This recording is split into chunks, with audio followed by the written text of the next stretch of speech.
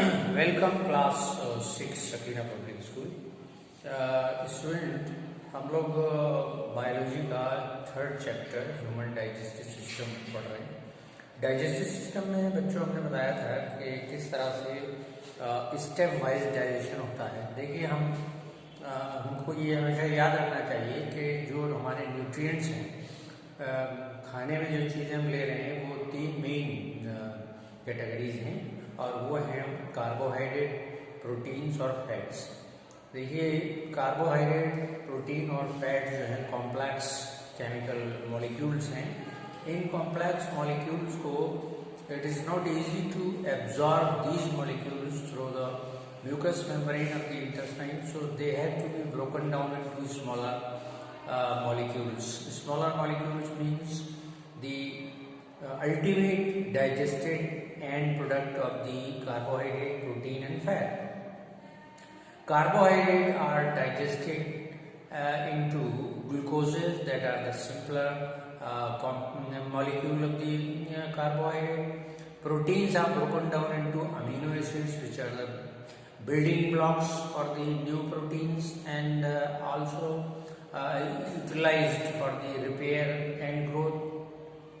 Fats are digested into fatty acid and glycerols, which are easily absorbed through the mucous membrane or the wall of the intestine, inner wall of the intestine. So this digestion is a step by step process that begins in the buccal cavity or the mouth with the salivary amylase enzyme. It is done by the stomach by producing gastric juices and hydrochloric acid. Gastric juices containing trypsin and renin enzymes. Trypsin acts on protein, changing them into peptides, peptones and proteoses. Lipase acts on amylase. Gastric amylase acts on carbohydrate, and renin hormone enzyme acts on the casein protein of the milk and changing these protein into curd. As the food reaches the intestine, it is going to meet with the pancreatic juices and bile. Bile is necessary for the digestion of the fats, because fats are being emulsified with the help of bile. Bile is secreted by the largest gland of the body, that is liver, and are stored in the gallbladder, and whenever the bile is necessary or required, it is released from the gallbladder and reaches the duodenum, the first part of the intestine, and it mixes with the fat, making its emulsification or changing the fat into smaller fat globules. दूसरी चीज़ ये है कि जब ये gastric juices मिलते हैं food को, तो उस वक्त फूड जो है वो बेसिक रहता है, because it is coming from the stomach, from the buccal cavity. तो इसको एसिडिक बनाना जरूरी होता है। For that the stomach also secrete hydrochloric acid. एक काम तो उसका ये, दूसरा काम है उसका to kill the germ which are present in the food. तो एसिडिक हो जाता है तो फिर इस पर ट्रिप्सिन का एक्शन हो जाता है, और पेप्सिन का एक्शन हो जाता है, और रेनिन का एक्शन हो जाता है। और इसके बाद ये खाना जो है पैंक्रियाटिक जूसेस से मिलता है, यानी जितना डाइजेशन हो गया उसमें पैंक्रियाटिक जूसेस में तीनों चीज़ों को, यानी प्रोटीन्स को, फैट्स को और कार्बोहाइड्रेट को डाइजेस्ट करने के लिए एंजाइम्स होते हैं। इसमें एक ट्रिप्सिन एंजाइम होता है जो प्रोटीन्स पे रिएक्ट करेगा और प्रोटीन को पेप्टाइड्स में बदल देगा। लाइपेजेस जो हैं वो फैट पर रिएक्ट करते हैं, फैटी एसिड और ग्लिसरॉल बदलने के लिए, और अमाइलेजेस जो हैं वो शुगर्स, जो कार्बोहाइड्रेट आ रहे हैं, जो स्टार्च आ रहे हैं, उन पर रिएक्ट करता है और उनको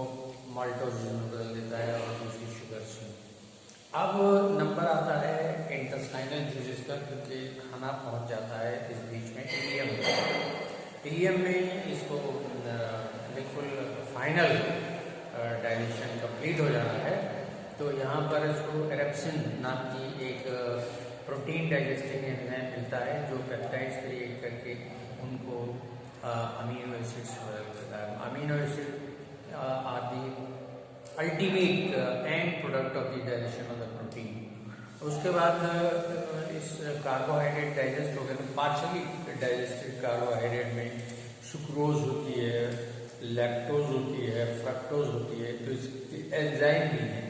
सुक्रेज एंजाइम है, फ्रक्टोज एंजाइम, लैक्टेज एंजाइम है, माल्टेज एंजाइम है।